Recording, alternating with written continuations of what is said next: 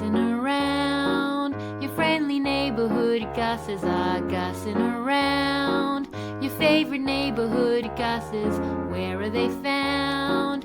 In the studio making a podcast for you. Find out what we did this week. Was it fun or was it kinda bleak? You won't know unless you listen to the podcast. Find out what we talking about. Is it good or is it kinda not? You won't know unless you listen to us. Gus!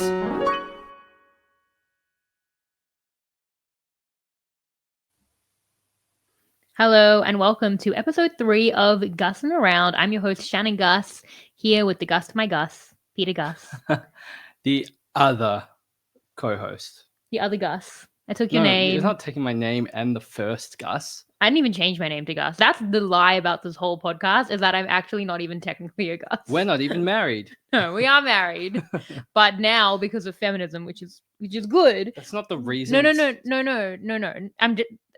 The reason is laziness. The reason I didn't change my name was out of laziness. The reason it's hard to change your name is because it's not just like automatically done. And that's because of feminism.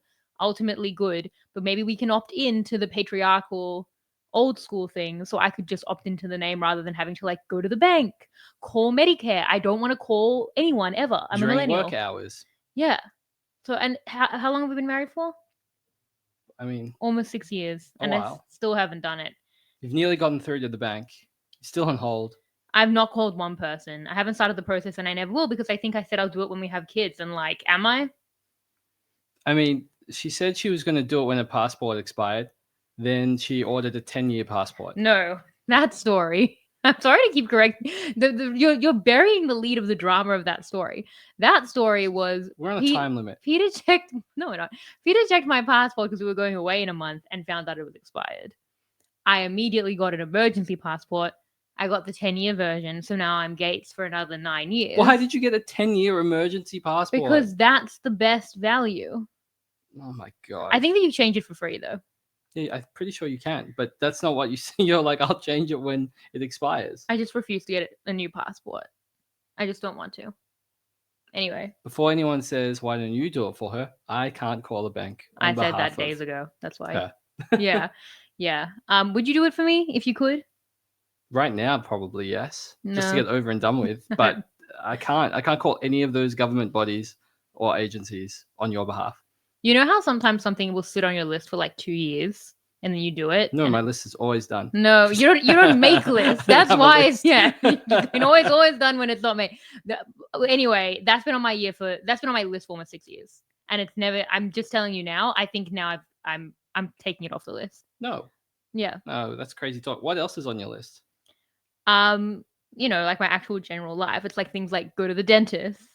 And that's been on your list for what, 5 years? A year. He's saying 1 year with a smile and you're just like covering your mouth. Tomorrow I'm going to call the dentist. Okay.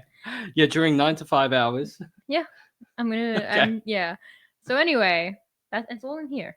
Mm-hmm. Well, it's actually embarrassing. Some things get passed on week to week for years. I'm not even joking. What, they just change into a new diary when you get a new diary? It's happened. Yeah, like changing your name. It's at the top of your list. It's not on the list. Yeah. It's not happening. You didn't put it on the list. That's why it didn't happen. Yeah. Anyway, I'm never doing it. But this podcast is still called Gussin Around. We didn't expect to talk about lists. Yeah, list for I don't know how long have we been doing for minutes. What are we talking about this episode? We're going to talk about we did a lot happened this weekend. Firstly, it was our cats' birthdays. That's the first thing. Happy birthday, babies. Love you. Okay. They're listening, which they always are, I guess, if we played for them. I've never once played it again for me. I don't. You may have. I'll check through it. Just make sure it sounds good. I'm sure it sounds good. So that was it. It wasn't a great birthday for the cats because we were busy, and also Lizzie has like a bit of a cut on her head. Yeah, so. She scratched her head and made it bleed, and now it's annoying her. So she's just constantly scratching her head. It's very distressing for me because any moment that my cats are even remotely unhappy is like the worst moment ever. So and she's taken off a lot of fur. So she still looks pretty, but less pretty. Yeah, she's still beautiful, but it's not. But it's less not, beautiful. No, she's still stunningly beautiful, but she is now balding. So that's unfortunate. That was so that's the first part. Then what else? We went to 2 musicals this weekend. We did. That was very exciting. We went to Back to the Future musical, and we also saw Rent. We saw Rent at the Sydney Opera House, which I think is just so cool. I love seeing things at the Sydney Opera House. Yeah, I mean, how many like, not even like, I was gonna say like world class stage, but it's more than world class sort of icons can you watch theatre at? Yeah. Well, we were talking about this before, and I was saying that Peter's so compliant with my love of musical theatre. And he was like, I don't think I am. And now I was like, I've ruined it because now I've told you that you're like special. I'm like, think about other people. Would they do that? So special. What are you I don't know. But I'm saying it's like you don't realize. See, Peter's like the most compliant person, but I don't want to point it out to you because now you think you're doing something, Well, which you I just are. said, doesn't everyone go to musicals when their wife wants them to go to musicals? And you're like, no. I will push the limits. Like when we go to New York or to London, I'm like, I want to see 2 shows in a day. We'll see 3 shows in a 3-day trip. This weekend we saw 2 shows. Like you aren't a musical theater lover by like naturally. Like you love it because I love it, I think. And because there's a gun held to my head. No, you so effortlessly love the things that I love, I think. Oh, that's sweet. I mean, I enjoyed both musicals. It wasn't like I going begrudgingly. I was like, yeah, I'll probably have a good time. Yeah. And then I had a much better time than expected at one. Well, actually, at both, to be honest. Yeah, Back to the Future was a very Peter-coded musical. Now, people in our life will know what that means. Basically, we do this when we like, go to New York. It'll be like 1 for you, 1 for me. We'll do something a bit more arty, maybe something like we saw Rent, or like Merrily We Roll Along we saw when we went last year. And then we saw The Great Gatsby, Peter-coded musical, because Peter loves razzle-dazzle. He loves fun. He loves the glitz and the glam. And that's why Back to the Future was like perfect Peter-coded musical. And Jeremy so fun. Jordan. Yeah, he loves Jeremy Jordan, so you effortlessly love the things that I love. How can you not like exactly. Jeremy Jordan? This is why I married you. Exactly. I completely agree with you. And it was amazing. But we know we went with Sam and Mike to The Great Gatsby, and like Peter's joy. Peter loved that musical more than anyone else in that theater. Like if they had relatives there, if Jeremy Jordan's other also very talented wife, whose name escapes me, if she was there, she didn't love it as much as you were loving it. That's possible. Yeah, I the joy on firstly, your face.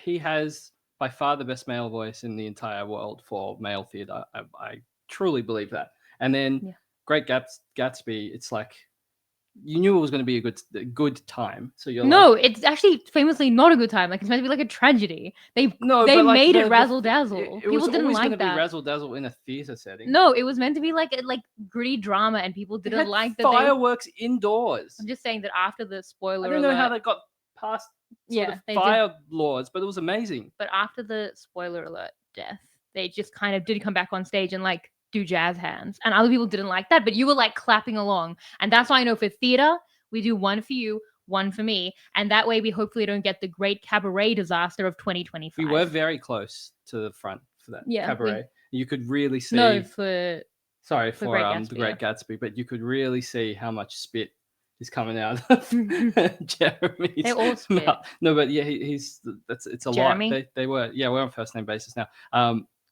He was really spitting in his colleagues' faces. Yeah. Conversely, Peter hated cabaret, and I was like, I pushed it too far. Yes. Didn't enjoy that one. Yeah, he came in with no context. I don't know what you were studying in high school. Not cabaret. I just heard the name cabaret, and he was like, yes, it's gonna be like glitz and glam, glitz razzle and glam. dazzle. And then it was, spoiler alert, not glitz and well, I mean, starts kind now. of. Yeah, that's kind of the point. The fact that it made you feel. I was trying to argue the fact that it made you feel that way is actually a really powerful theatrical experience. And he was like, I didn't like it. Yeah. There was at least one more Nazi than I expected, and then how many did you expect? Why is it? Well, I expected there to be 0 Nazis, so the fact that there was he came in, he didn't know at the very first few minutes. He leans over to me. He's like, "When is the set?" I'm like, "1930s Germany." Why don't you know that? See now, and now I was like, "Oh boy." Now I'm trying. Now I know to really prep you for the musicals. Like before we went to Rent. I just think like, don't take me to Nazi Germany musicals. It's cabaret. I don't know what to tell you. I think it's like there's a line. Okay, well now we know, and that's a rule we've learned together. I didn't know that. We still learn things about each other this long into the relationship, which is nice. But unfortunately, it did come at the expense of that night in London. Yeah, any like slaughters, I'm not super keen on. Well, we'll see. We'll see. We're going to go back to another one. We'll see what we else just wait for. We don't want to rule slaughters. it all out. Well, we don't We'll know rule what's going to be created. No, I think we will probably rule those out. You just said I like the glitz and glam, and you're like, Cabaret is the glitz and glam of Nazi Germany, or just prior. It still wasn't. It wasn't enough. Okay, well now we're talking about Nazis on the podcast. Well. Anyway, so that was that, and you had a whole big thing with your passion. You had a whole card thing. Oh. We've had questions about that. Do you want to name what it is and explain it a little bit?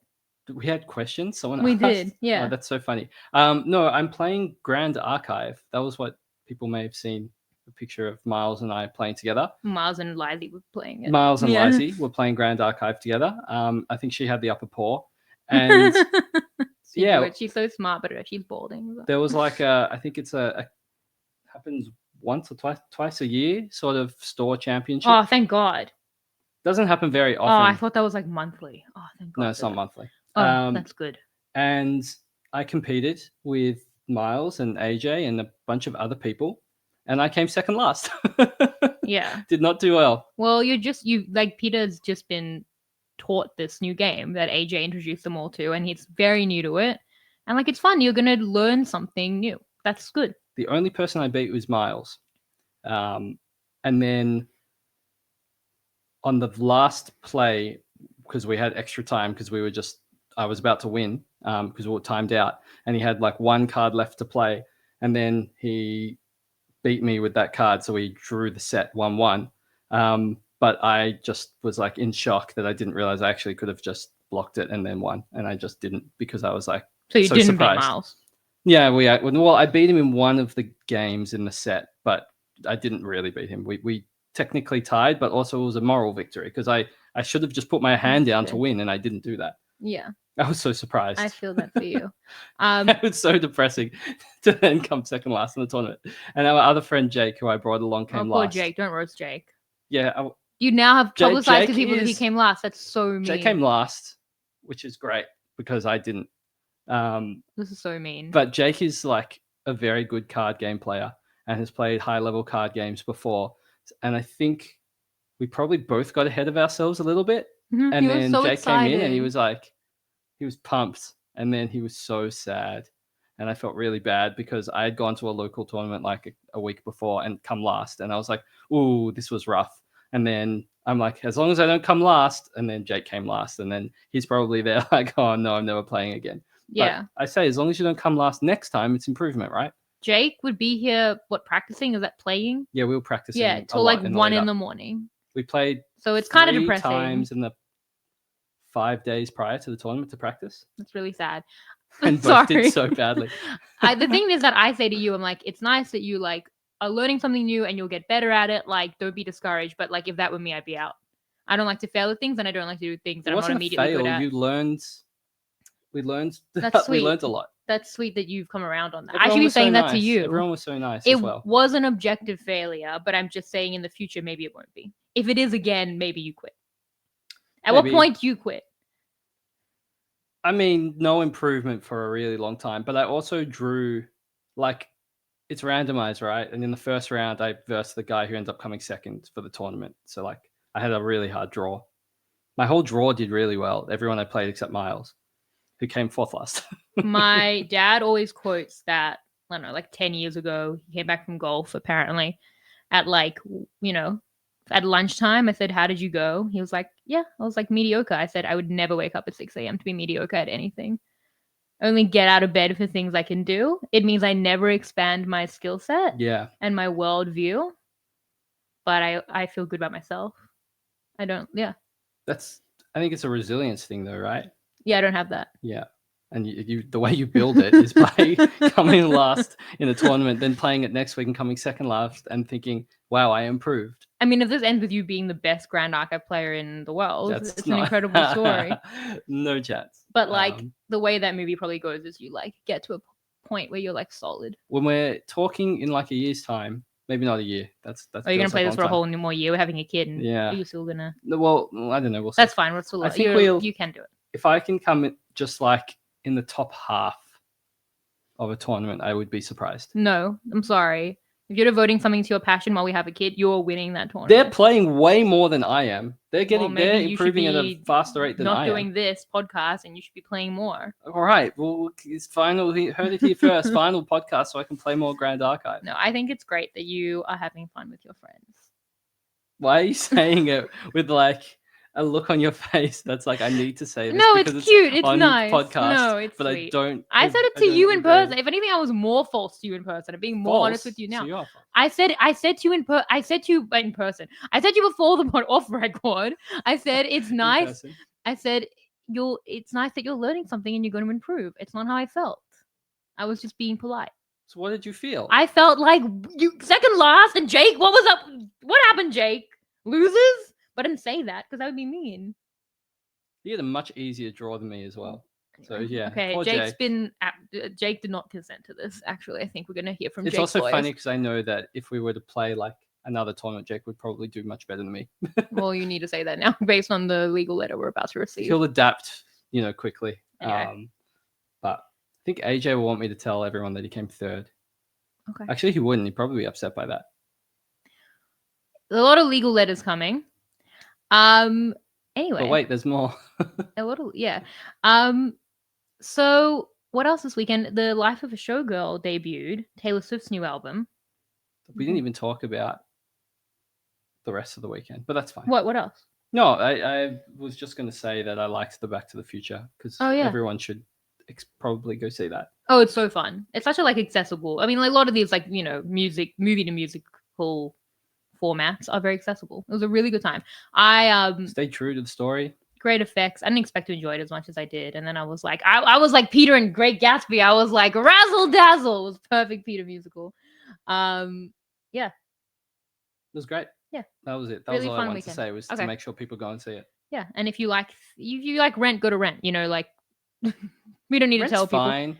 Rent's the music's really good, but the story is sloppy.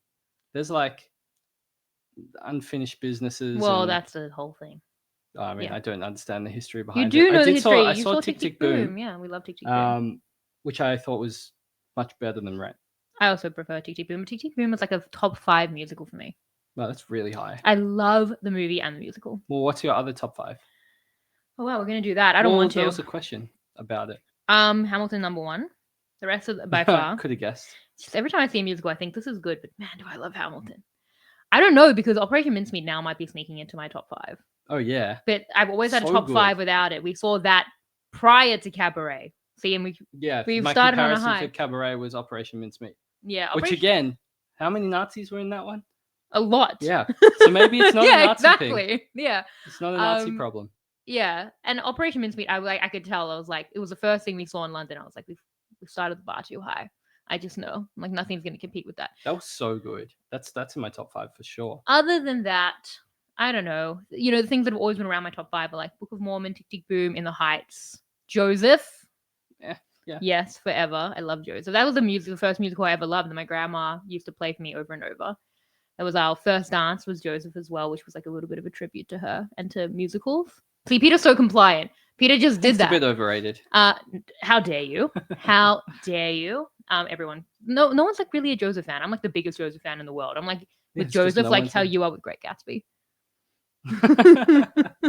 I'm probably gonna forget. Hairspray. So this is more than 5, but Hairspray is up there. Yeah, Hairspray I asked for top 5. I don't want more. Hairspray is also one of the ones. Maybe Tick Tick Boom's not in my top 5. Just pick 5. No, I can't. I refuse. Well then, how are we gonna answer any questions? No, that you can't just bring one of your top 5 musicals on me as if I have I ask about Taylor Swift songs. I told you a select group.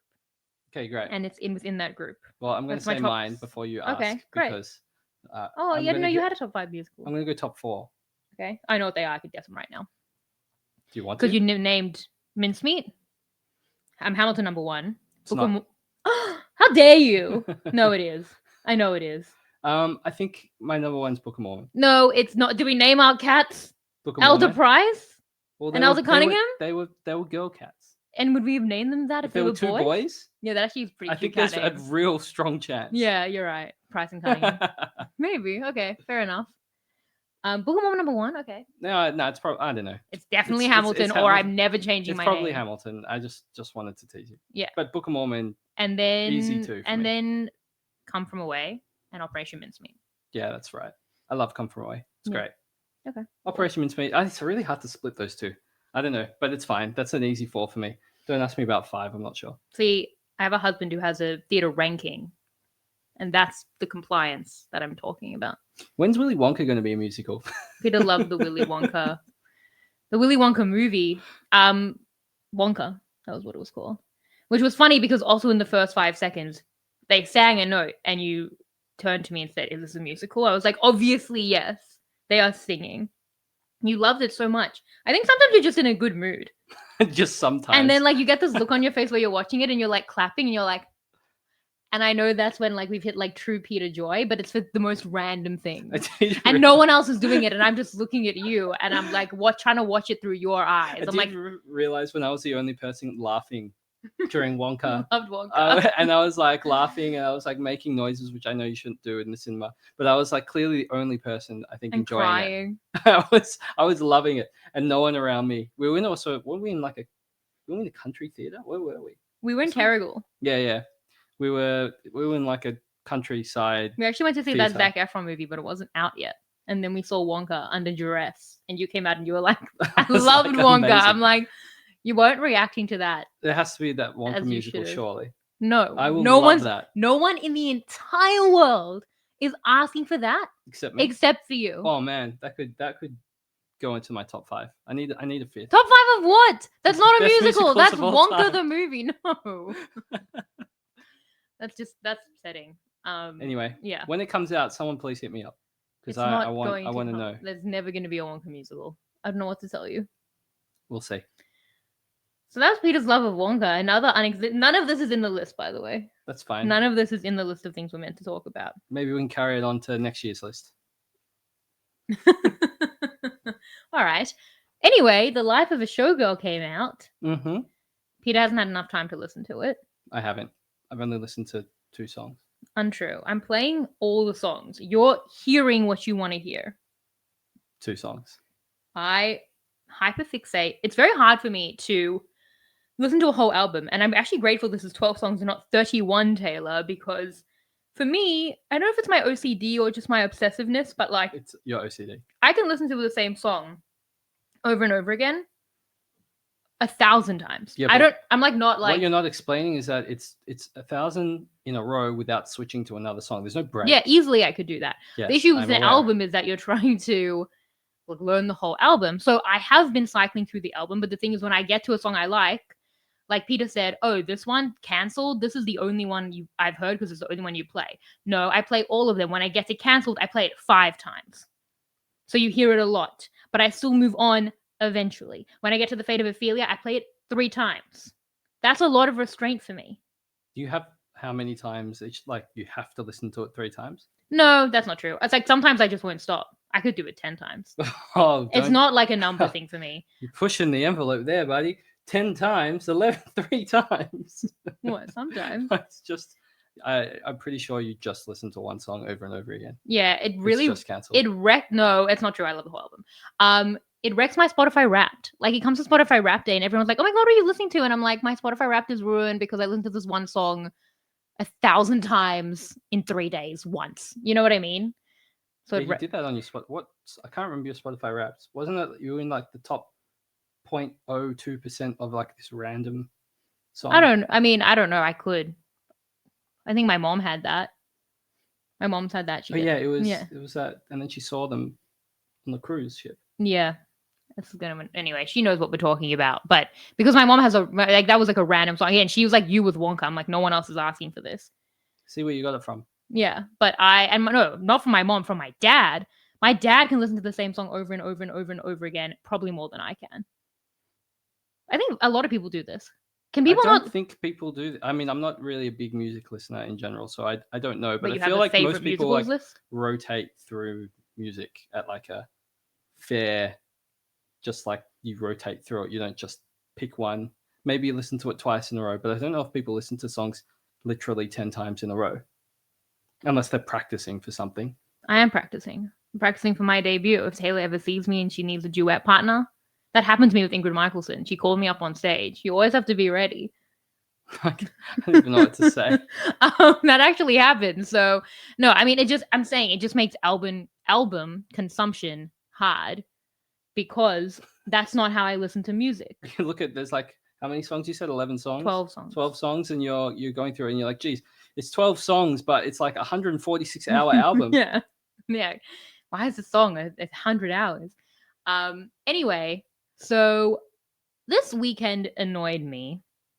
Wait, my mum was here. No, it was nice to have your mom. That's so mean. No, I'm talking about one specific thing. We had so many nice things this weekend. We saw 2 musicals. My mum was here, the cat's birthday, and you said this weekend annoyed you. But one other thing was happening in the background. The discourse around Taylor Allison Swift was irritating me. I feel like you could have just said one part of my weekend. No, it took over my whole mindset. It was really shame. No, Does that no, explain it's fine. your mood for the whole weekend? Oh, come on. I'm just saying. I love Taylor. Firstly, I love the album, but like not everyone has to love the album. I don't love all of Taylor's albums equally. I do really enjoy this album. I really love Cancelled. The Fate of Ophelia. Which one's that? The one you I'm heard kidding. of. I'm kidding. Please don't. Yeah, the discourse around Taylor. I feel like at every turn, like just like think about what you're either saying or reading, and is it like the worst possible faith interpretation of something she could have said or done? Then like maybe think about that.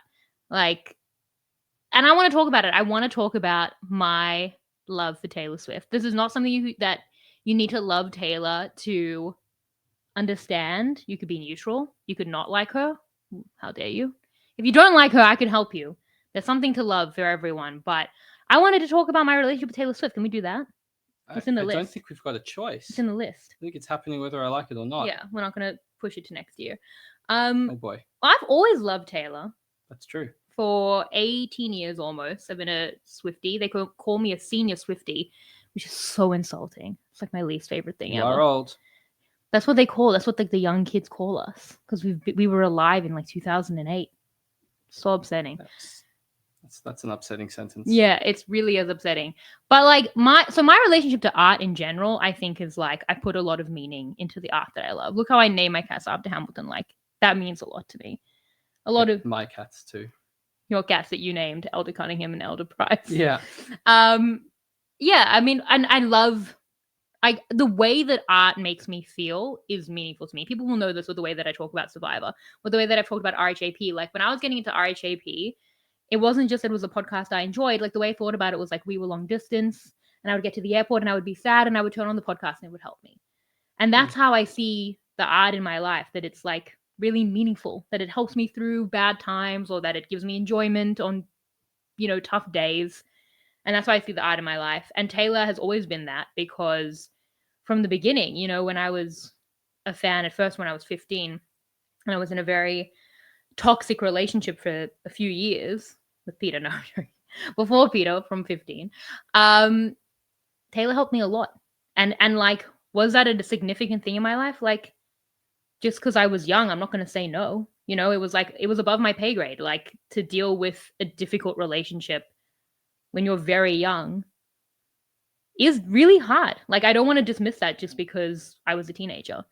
And Taylor helped me so much. And then, all through our lives, like I feel like she's been the soundtrack to my life. She wrote the Lover album and released it 3 months before we got married, which was such a perfect soundtrack to our wedding and our married life since.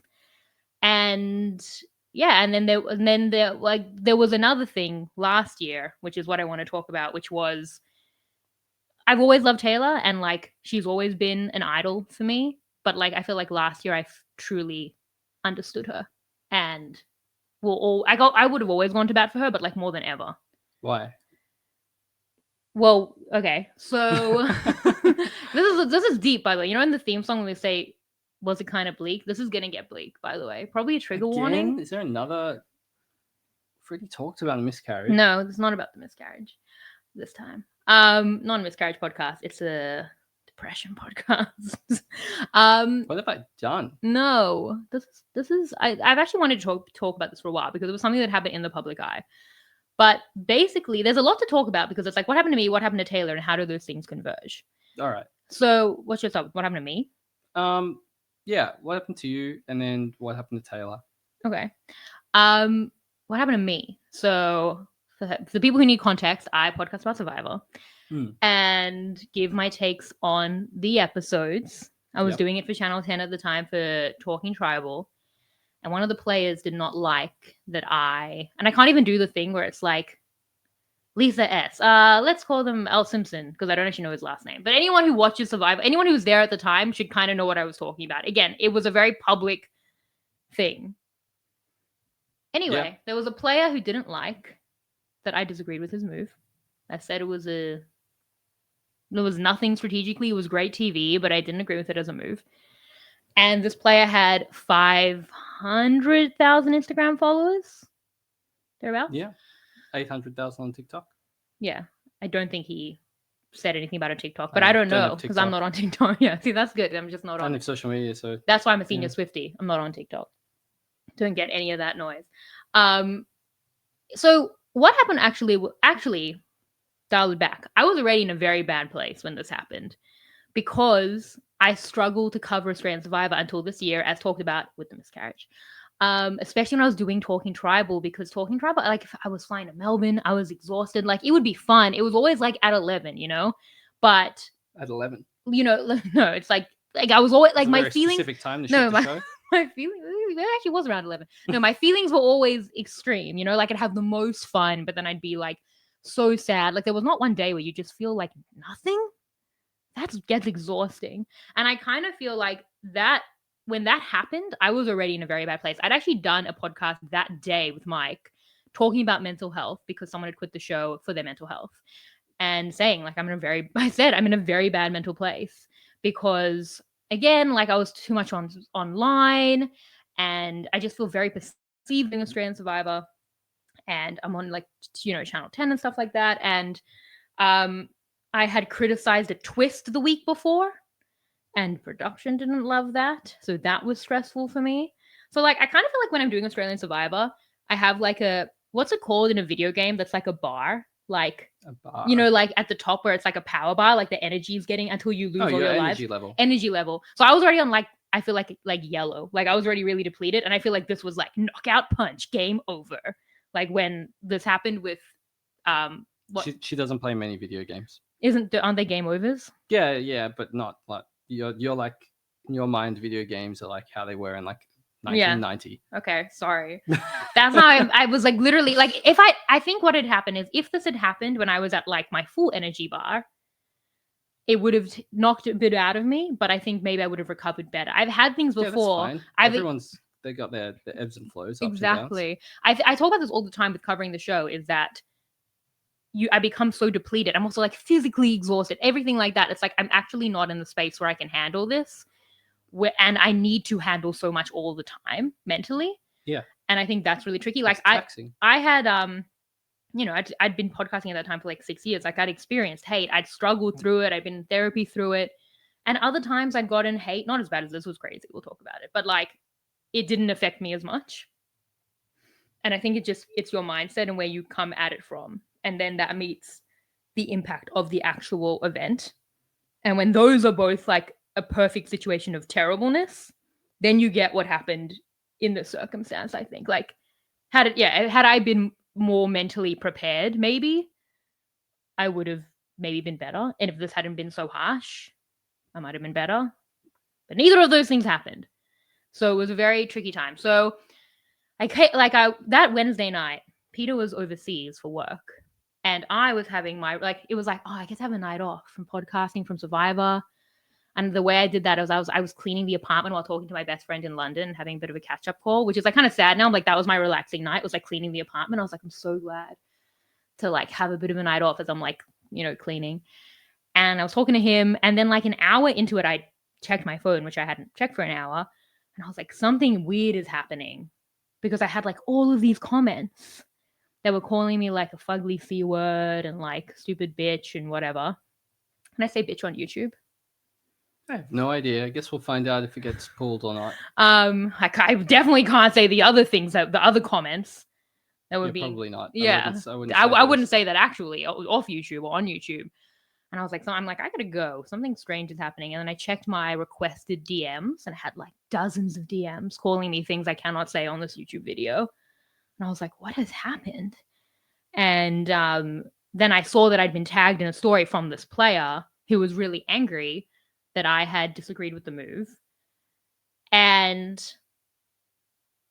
I don't. Okay, where do I go from there? Is that yeah? No, I mean, yeah, that's. Okay, this is the very beginning. I just find it like kind of astounding that you're paid to go on a show to give your opinion on moves. Oh yeah, you give the whole premise of the show is you discuss was it a good move, was it a bad move. That's why they hire you to go on the show. That's the premise of the show and why people watch, because people want the discussion. And yeah, it might not be the same like high level intellectual discussions you have on a podcast, but for the TV audience, the breakdown version is it's a show to talk about whether things are good moves or bad moves. The premise of the whole show. Okay. You agree that I was in the right. That's I'm kind. not agreeing or disagreeing. I'm just saying I find it kind of funny, or I don't know if funny is the right word, but I just find it strange that if you're on that show and you be like, this is not good, that someone's going to take such offense to it to like ask their legion of fans to come after somebody. Like it just seems like I'm actually willing to debate this. It just seems kind of strange to me. It seems like a strange thing to do. You're going to be a weird type of person to do that, I think. Well, again, you're biased. No, I just think it's a weird thing to do. I wouldn't do it. I would hate being on these shows and being commented on. I've said this many times. Like being someone on a podcaster like me, as he said, who's on the couch, and I've always said this, who would never play the show, who would be first boot. I've said this a million times, commenting and being like, this is why what you did was wrong. I would find that really annoying. I don't see a difference between like, I love AFL. If you're an AFL player and there is someone who has trained for many years on being a coach or being something, and then them criticizing this person's running patterns, whatever it might be, because they've been training for it for 6+ years, so they're allowed to comment on it. And the footballers, how many footballers do you say, well, you've never played football, you're not a football player? They don't. Oh, well, good for them. Yeah, do you know why? They're media trained. Not all of them, only the good ones. Because they don't know, they're not watching the TV shows that were on TikTok. Of course they do. Do you think they don't watch like reporters bag them or say, people criticize them online? Of course they do, and they don't react, and they're why not? That actually is their crazy. Job. Good. Okay, right. No, as in like they're like, yeah, okay, like I'm just going to focus on me, and I'm going to do what I got to do my job well and do better, and the rest is external noise. Like, who cares what they say? Well, I mean, that's very impressive. To be fair, like footballers' mental health is something that's like well debated and is a heavy topic that should be explored more. And the players on Survivor, I think that's true as well. I think being scrutinized would be hard. I'm not saying that's not true. I think that whole machine that all sounds like the same thing, whether it's social media, whether it's commentators, like whatever it is, I do think that's difficult. I think that if I was on the show, I could not listen to any of that. I've always said that, and I honestly believe that to be true. But my thing is, I think one of the worst things someone can do, and it's actually not even about this player, to be honest. This isn't a Survivor thing. You're just talking general. No, but I think in general, I don't think people should use their platforms against someone. Like, it's not a fair fight.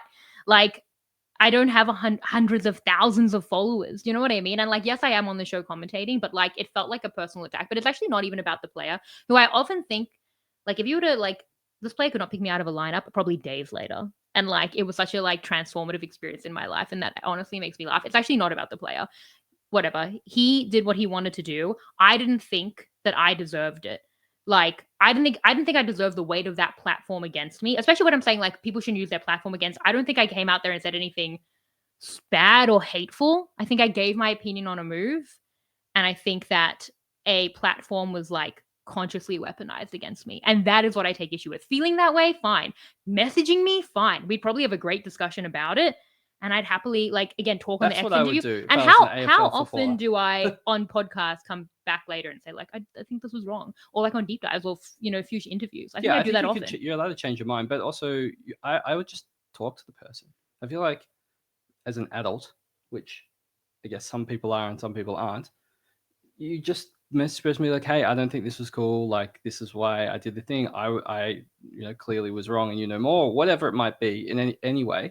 But like, hey, can you tone it down or whatever it is? And the other person usually is like, oh yeah, I'm sorry, like my bad. And then it's like resolved. It was and they'd so, make up something. I mean, it was also so shocking because it was, I think, like such a mild criticism compared to like other things I and other commentators have said. Like, of all the things, the funny thing is Peter was away, and he came back a few days later, and he only watched the clip days after all of this had happened, and you were like, I can't believe this is well, I was like, over. which part are you talking about? Yeah.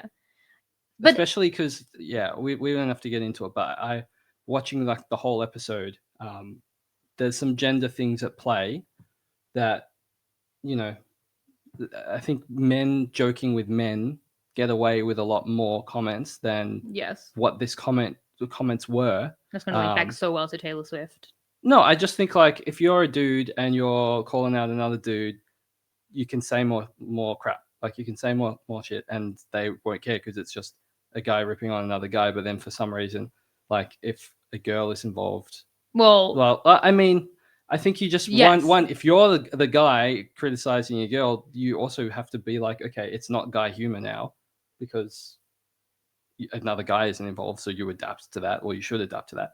And then also like the vice versa way around. Yeah, I don't know what the rest of the point it's is. not. This is the point. Actually, what it is, and I can say this as a woman in the media a bit. Like, it's actually just hard to be a woman who takes up space at all, and that is actually true. Like, I've said things that Mike and I have agreed on things on a podcast. Mike gets no comments. I get hated on for that for 4 years. Like, I'm not even joking. No, yeah. Like, well, I mean, those other commentators. It's not about saying things that were men that were as bad, equally as bad, and actually worse. They're not even as bad. It's like no one said anything bad. But people have said worse things, particularly on other people, and there's no. Yeah. No one comes after them. No one cares. I think that is true. I do think that. Being an opinionated woman is a very hard space to be.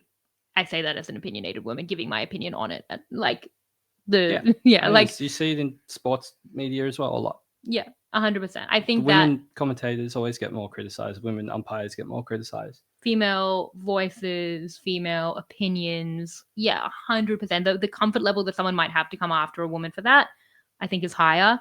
The fan base, all of that. I've seen it with my own eyes. I see it happening to female players on Survivor, and I've seen it happen to me. Like, I genuinely, they're like, it's not. I'm not even trying to run these experiments. I've said the exact same thing as male commentators, and gotten 100 times more hate for the exact same thing. And it's the fact that I'm a woman, and it's the fact that I'm a loud woman saying it emphatically. I think it's both of those things. But it's not even about that. I want to say that it's actually not. But this is not where I expected to go on it, because it's not really about the player and his fan base. Because now I don't care about that at all. Like, if that had been all it had been, I don't think it would have affected. It made me very anxious. Like, I couldn't sleep because I didn't know how many hundreds of messages and comments I would wake up to. But I don't think that would have affected me. And I don't think about it at all. But what really hurt was that the next day, that Thursday, which was the leap day, actually, leap over it next time, was the whole fan base thing got into it. It was a public thing, and people started debating. Every hater I've ever had, I hope, came out of the woodwork to talk about why I deserved it, which I didn't. Like, not even I, who am hard on myself, thinks I deserve that. And that was the worst part, because that wasn't just calling me a fugly C word 100 times in my DMs. That was, you make the community a worse place. Like, this is why, and like the debate around that, and this was the obsessive hate. It was people who would comment, who would tweet me 40 times. Like, I'm not on Reddit, but Peter would see people on Reddit commenting 130 times. Yeah, there was one account, which, I mean, it's pretty funny because like most people think they're smarter than they are, right? So like you can tell when people have multiple Reddit accounts very easily. And one of the accounts was basically like, I don't know who this Shannon person is, but I heard that they did this, and I think that, she's blah, blah, blah, blah, blah, right? And then that person, I counted because I was interested because I kept seeing the account name. In a less than 24-hour period, they commented 120 times about Shannon and about saying, like, perpetually, saying how she's a bad person, whatever, all the stuff that they accuse her of being. 120 times in 24 hours. Like that's commitment. A crazy amount of And hate. especially because the starting one was like, I don't know who this Shannon person is. Like, oh yeah, I really believe that. Peter's very good at getting to the bottom of my like most prolific haters. I know he has everyone. Like dossiers. It's actually crazy. I've got the FBI figured should out hire everything. Peter, whatever the Australian FBI is, because Peter will be like, I know this person's fine because This they're not in person the country. has sold something at a train station in China. I know what they've sold. I know where they've met. I've read the signs in the background, so I know what station they're at. Now I've been able to figure out who they are. Peter just, and he doesn't tell me because he doesn't want to be like, I've got tabs on it. I think for yourself, you just like to know. Yeah, I like to know. And also then when there's a new account that pops up, I can always like, I'm like, it's this person again. So then I know it all. But I think the point, it's not about debating who deserved what, although I don't think. Anyway, whatever. It was what it was to me. Like that time in my life, those few days, and we're going to link it back to Taylor Swift, was the lowest I've ever felt. Like I have been depressed before. Like I can go through depression. I've wanted not to be alive before. Like I've wanted to not wake up. I've not wanted to be on this earth in this life, sure. But I wanted to die here. That's different. I think like anyone who has experienced those feelings would know like there's a difference between not wanting to be here and wanting to be out of here. And like Peter came back on Friday. This had happened Wednesday night. Like I'd lived lifetimes. I was so low. Like the idea that I could be so hated, like reading these things that people said about me. I just didn't want to be in a world that could think that about me, that could say these things about me, and so viciously and like people would, and I got a lot of love, like more support than I've ever gotten.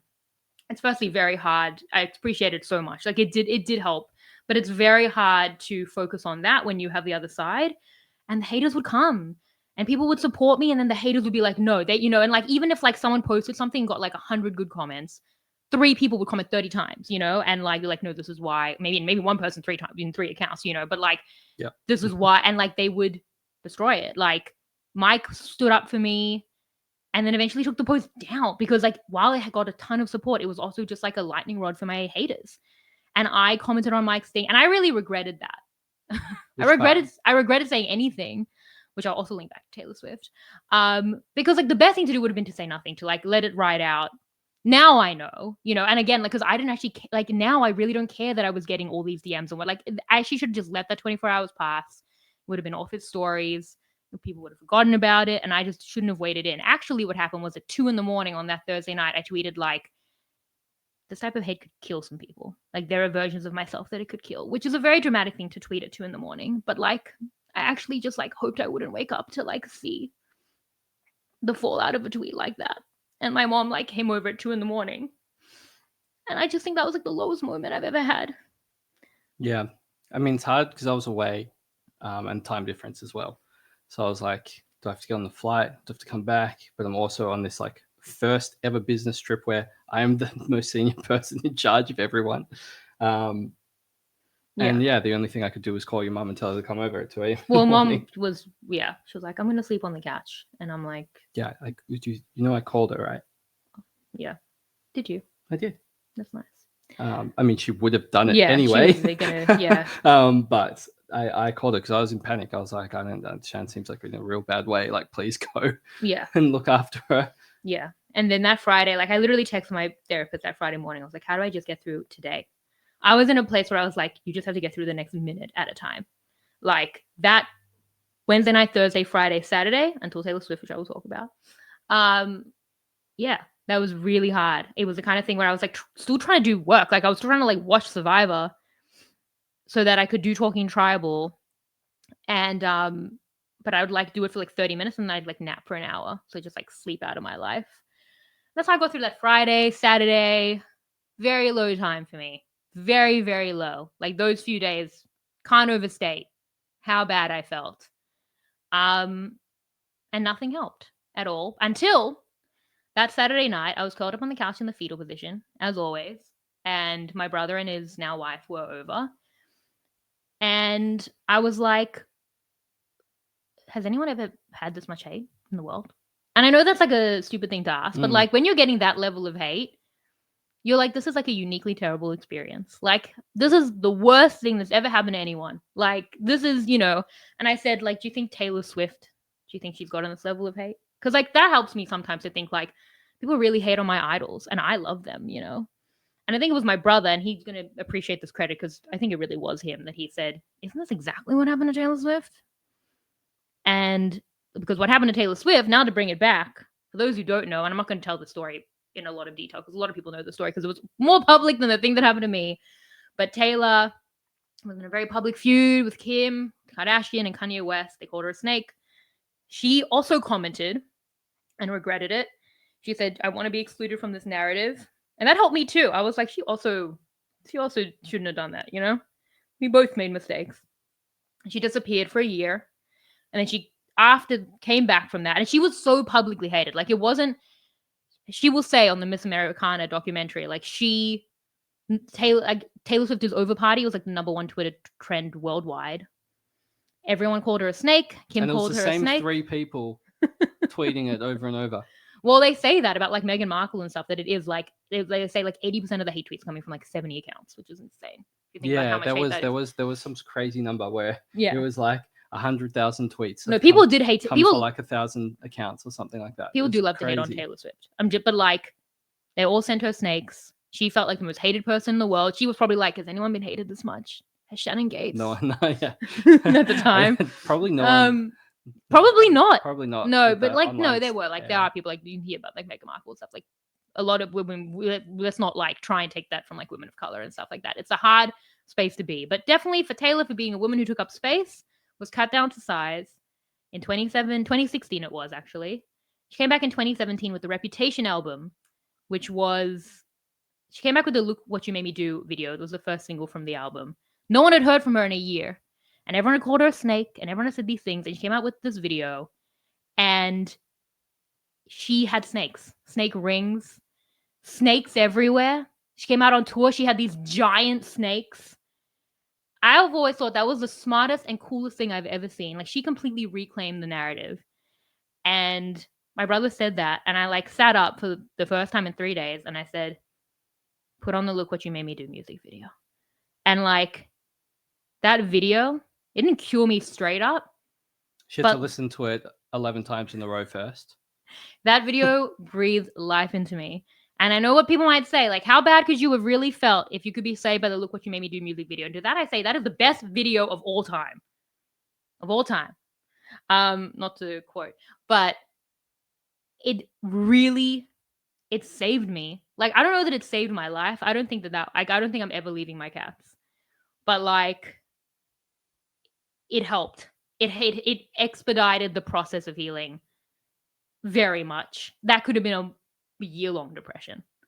And it wasn't just the video. And like, I wasn't cured. I was still in a very bad place. But what I did was that I listened to the Reputation album a lot, all the time. And I found every single interview I could possibly find of everything Taylor had said. Because she didn't say anything at the time. She famously said there will be no explanation. There would just be Reputation. But the next era, the Lover era, she did a lot of interviews about what she'd been through. And I was meant to be doing stuff. Like, I was busy. I was doing Talking Tribal. But instead, I would just like find every interview that I could read or watch or do anything to hear her talk about that time in her life. I watched clips from Miss Americana. And I was so seen and understood by her experience. Like, the idea that she said about the album, like, it was actually a very vulnerable album. Like, it sounds strong and bombastic, and the snakes, like, that's a front. She had to do that to try be strong to survive. And I was like, okay, I can borrow your pretend strength too. Like, I'm not strong too, but if I put on this album and have it like course through my veins, I think I can do this. And I read what she said, and I also learned that, like, you know, what she was saying in the album was it's very vulnerable, and it's about like the love that she found at the time. It reminded me like the strength in my life is like you and the cats and the love that I have. And I dressed as Reputation for Talking Tribal. My dad drove and got my friend's snake rings. I was like, I can't do without the snake rings. Like, that is my strength. And we like the wardrobe department and the hair and makeup was so cool about it. And like, it was like my favorite look ever. So like, I could not host Talking Tribal without doing that. Yeah, you looked amazing. Thank you. I found so much strength in that. Like, it gave me, I borrowed her strength, and I just felt so understood by her. And like, the main thing is like, I think I just love and respect Taylor so much that I just trusted her Like I trusted her when she was like, long story short, I survived. And I was like, okay, like if you did that, then like I can do this. Like that's like nothing compared to what she went through. And a very, very similar thing of someone who's got a bigger platform than you, like calling you a snake. And then every hater you've ever had jumping on because it's fun. And the discourse kind of heading that way. It was a very remarkably similar situation on a much, much, much, much, much, much, much smaller scale. And that's not why I love Taylor, because I'd loved her for many, many years before that. We'd actually just been to the Eras tour. But it does now, like now, to bring it back to like all of this, is like when I see people say negative things about her, I'm like, I just think I love her and I understand her, and I'm not like looking to read all the worst things into everything she's doing, you know? That's why I love my best friend Taylor Swift. Questions? I mean, I'm glad that you found your strength, whether or not it was like your strength or borrowed strength. Like, I think it was Sometimes you important got to to fake have it till a you strength. make it. Yeah, and I think like it's a special story. I just like I don't understand, I guess, because like I've never been in that situation, and I haven't, I guess, had any real mental health struggles before the miscarriage. But I guess I like not having any strength and having to borrow strength. It's like a concept that I don't really understand, but that's fine. Like Well, I can hear what you're saying, but I like don't I can understand what you're saying, but I can't feel it. It's survival instinct because I had to. Like Taylor disappeared, which, you know, that was actually very rare for her at the time. I was covering this damn show. So like I would have loved to disappear. But like I don't want to minimize like anything, of course, that you went through, by the way, with my no, I'm my not question. And so like, you know, I feel sick to my stomach whenever I read anything about you that's not you know, positive. Especially when it's like blatant lies. I'm like, what the heck is this? I'm like, this is crazy. Like I'm just gonna do a sidebar. Some of my favorite stuff that has happened on Reddit. There's some really funny things that's like people come up with the wildest things where they just like say it as a matter of fact. And then I'm reading it and I'm like, this is kind of funny. Like imagine how creative you have to be. But you're not even about me, you're saying. Like just in general. Yeah, just in general. But I mean sometimes about you, but it's like a creative supervillain sort of way where you just are like, this is what happened. You know, this person was in the room with this person, and then they said this, and then their lawyer said to their lawyer, and you're just like, how do you know that? Were you in the room? And then you just find out the whole thing's not true, and you're like, of course it's not true, but that's such a specific scenario that you set up and you put out and in the internet. Like, why? Well, that's so strange. And one time I did see one that was pretty funny. Well, are we just reading out my haters now? No, I can't even remember who it was because I don't really hold on to that much. I say with my dossier of all of the comments that people have said. I don't hold on to that much, but I know where you all live. Yes, just waiting for the cybersecurity laws in Australia to change so I can submit the dossier and, you know, get the people charged. But I think like, yeah, there's comments that are like, this person doesn't like Shannon because of what happened with this other person. And they say it and they're like that you know, their relationship's broken or fractured or whatever. And they will be like at dinner with that person. And I'm like, this is strange. I'm like, where did that come from? We're at dinner with this person right now and we're having a lovely time. Thank you very much. But the thing is as well is like something I've learned is that you at this point I kind of feel like you have who you have. You know, like if people hate me, like I'm never going to change their mind. Yeah, and if people don't, like they're probably locked in too. I mean, Taylor felt like people had started hating her.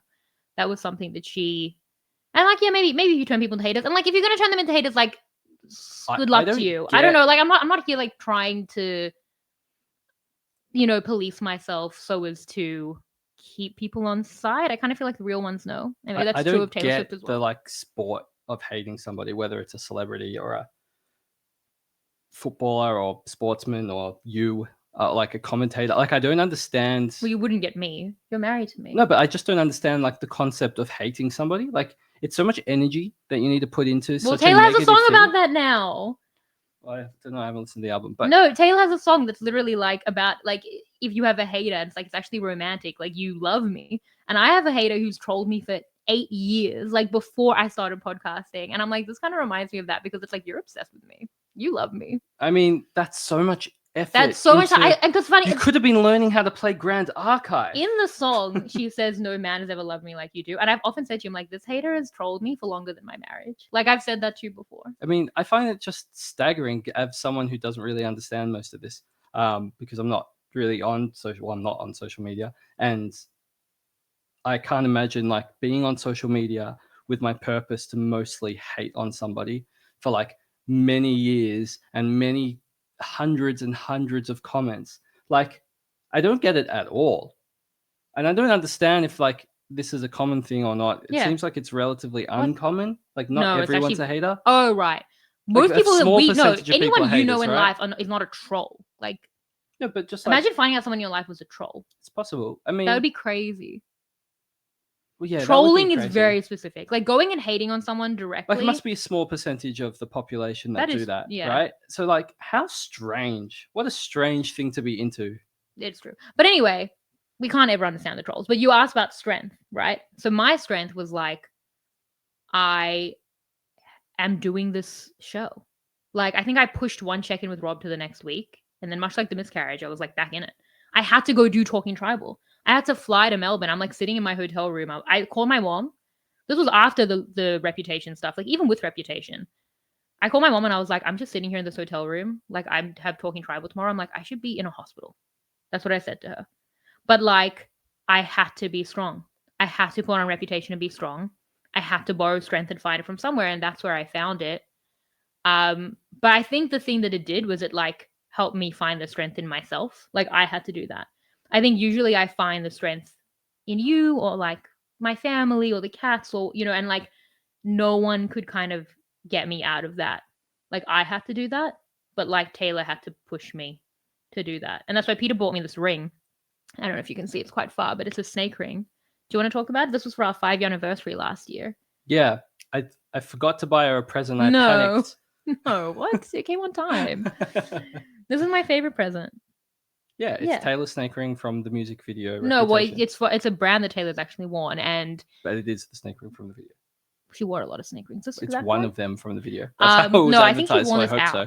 Anyway, the point is that I wear the snake ring, and it reminds me of like where I get my strength, which is like what the album says: through my love, through you and the cats and my family, and like through myself. It's like the Green Lantern ring. I haven't seen Green Lantern, but I assume it's something like that. Don't make fun of my ring. I'm trying to be meaningful here. Like, I'm trying to be meaningful. I wanted to die. I'm sorry. Taylor took me by the hand and pulled me out. She rose me from the dead. And she actually did pull your hand. Yeah, and I've touched her hand twice. That's another story. Yeah, I've told this on the podcast before recently, actually. But anyway. She did touch Shan's hand. My point is to say... never washed her hands since. My point is to say that Please wash your hands. It smells. And none of the comments were about, hey, a smelly hand. If you see one on your next post when you're being trolled and there's just one random comment that's like, and your hand smells, you'll know it's me. That would be scary if you was a troll. I saw that. Someone's mom was a troll. Be a good movie. It is. Oh, no. Now it is, yeah. Damn, if I'm willing movies or things into existence, can we get a Wonka musical? No, what I'm trying to say is like art is very important. The Reputation album, and this happens to me now all the time as well. Like I will, you know, in this kind of like in the whole Taylor's thing about the life of a showgirl, and I'm like, you know, often when this kind of weird job gets me down, and I love it, but it can be hard, and when I'm like mentally taxed and I'm like on the couch in the fetal position, I'll be like, I just no more. And then I'll listen to Taylor Swift and she'll be like, you got to rise up from the dead. You haven't really been in the fetal position for a while. Yeah, I think I haven't been very low since then. Once you got the ring, it just powered you up. No, after that experience, I think I found a lot of strength. Power Rangers, that's what I was going for. Right. After that experience, I'm not saying that I can't be in a mentally bad place. And I definitely think I'm like always ebbing and flowing. But I don't think I've been depressed, very depressed since then. I have... Outside the miscarriage. Even with that. Like I think, especially as it pertains to podcasting, I think and like I talked about, you know, obviously like approaching podcasting really differently this year. So it is quite different. Yeah. But like I go into every season and I know I've got Reputation and I know I've got my ring and I paint my nails black Reputation. And I think it just gives me strength. I think and I know I can do it. Do I regret it? Should we talk about yes? Do I regret what? As in, like, that experience I wish didn't happen. I don't need it for my strength. I could have found my strength elsewhere. Like, I didn't gain more than I lost. I gained a lot. I wish it didn't happen while I was overseas. I wish it didn't happen at all. Yeah. I'm happy to have never had that happen. However, considering it did happen, I did grow a lot. I did gain a lot of strength. I think it kind of like ends up dwarfing other experiences because you're like, your resilience does build up when that happens, because things that might have seemed comparatively large before now are like compared to that. So they're smaller. And I know that I got through it. And I used it to help other people sometimes. I would find some people in the Survivor community who had hate. I'd be like, let me introduce you to Taylor Allison Swift. Have you heard the Reputation album? Have you seen the Look What You Made Me Do music video? These are things I've done, and it's helped. And it has helped. So I think I've taken value away from it. But I'd gladly never do it again. Depressing note to end on. Do you want to share a trauma next week? Next week you do trauma? I don't think I've got any trauma. Do I have more? We did it on the first episode. I think I'm done now. I'm all out of traumas. Okay, good. And am I? Probably not. I mean, I'm sure we'll find one. If not, there's always no. God, please no. No more. I'll make one for next week. No more. No more traumas. No more, but I think this was good to talk about. I wanted to talk about it this week because that's my discourse around Taylor. Everyone's got discourse around Taylor Swift. That's my discourse. I love her. I've always loved her. I'm thankful to her. If someone's going to play the traitors with her mother-in-law and might listen to this, can they send this her way so that they know that she knows that she saved my life, and I love her very much. And also, if you're not a Taylor fan, you can be. Get in touch. I can recommend songs for you. She's a very, very versatile artist. That's all I got. And if you're not a Taylor fan, don't go posting about it a million times. Who cares? Yeah, that's true. Like, really, no one cares. I feel like you just...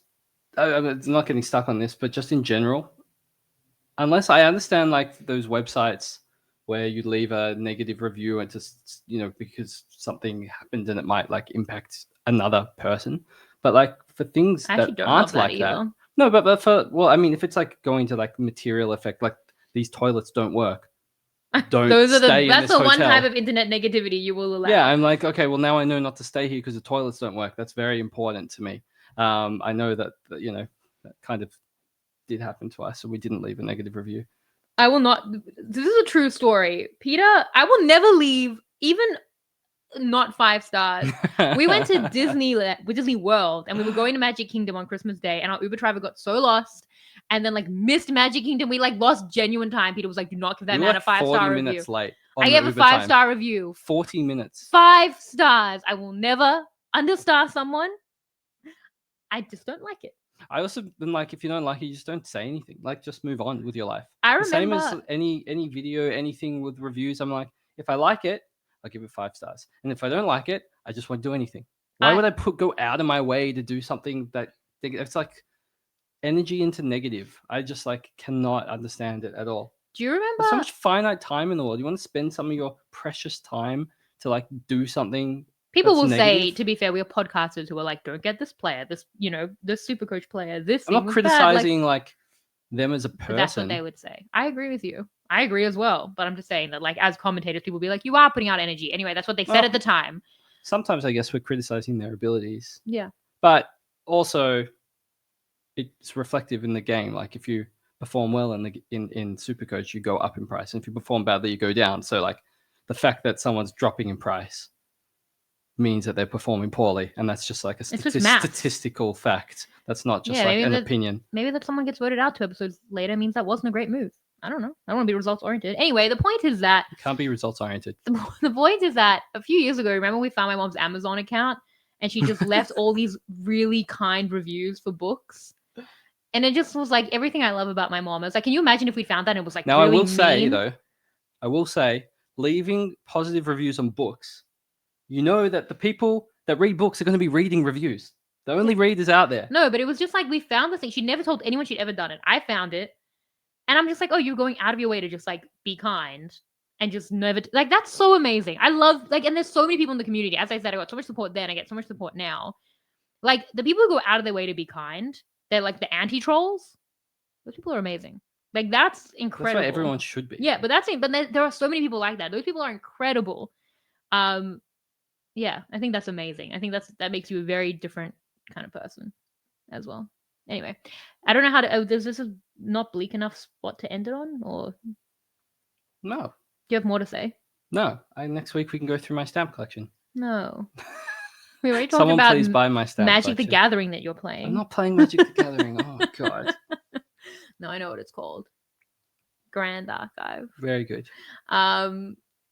Yeah, thank you all for listening. This was a lot. Do you think this was fine? I've had this on my chest for you don't have to worry if it's fine or not. years. I'm gonna post it regardless. Do not post a negative review. That would be crazy. Can you Of what? imagine if someone does that in response to this? Someone did. No, they didn't.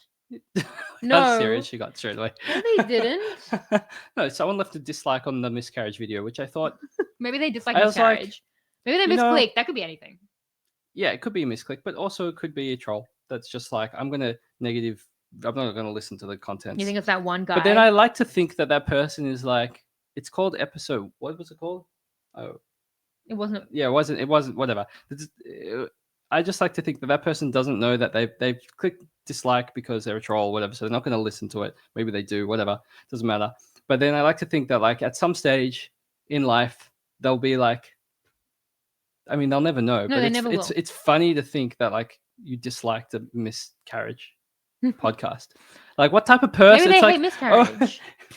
But like, imagine you just like watching a video and it's about like, I don't know, saving like impoverished people, and you just like dislike. Like it's such a bizarre thing. I don't know who would have that in them to do that sort of stuff. Like it's so bizarre to me because I'm so far away from. Yeah. I'm gonna say something to you my therapist said to me many times. You spend too much time trying to get into the minds of the trolls. You couldn't possibly understand it. I think that's true. Yeah. I'm a Can't good therapist. understand it at all. Yeah. Anyway, that's Gussin Around episode 3. Next week, maybe the Q&A. This has been quite a long episode as well, I think. So let's wrap it up. Thank you all. Yes, I'll listen to the album for next week. Yes. Just cancelled over and over again. I was going to say the from what I understand, it's just 132 times have cancelled. Very rep coded. Yeah, so we'll see how that goes next week. Yeah. Okay. Excited for it. Q&A next week. Send your questions. We're finally going to get to thank you to the questions that have been sent. We're going to get to them at a point. And you can send it in via email if you don't have social media like me at gussinaroundpodcast@gmail.com. Subscribe, leave positive reviews. Thank you. Share it with a friend. Like the video. Thank you all, and we will see you next time. Bye.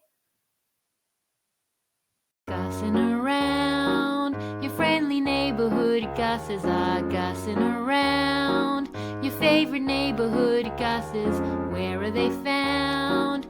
In the studio, making a podcast for you. Find out what we did this week. Was it fun or was it kinda bleak? You won't know unless you listen to the podcast. Find out what we talking about. Is it good or is it kinda not? You won't know unless you listen to us. Gus!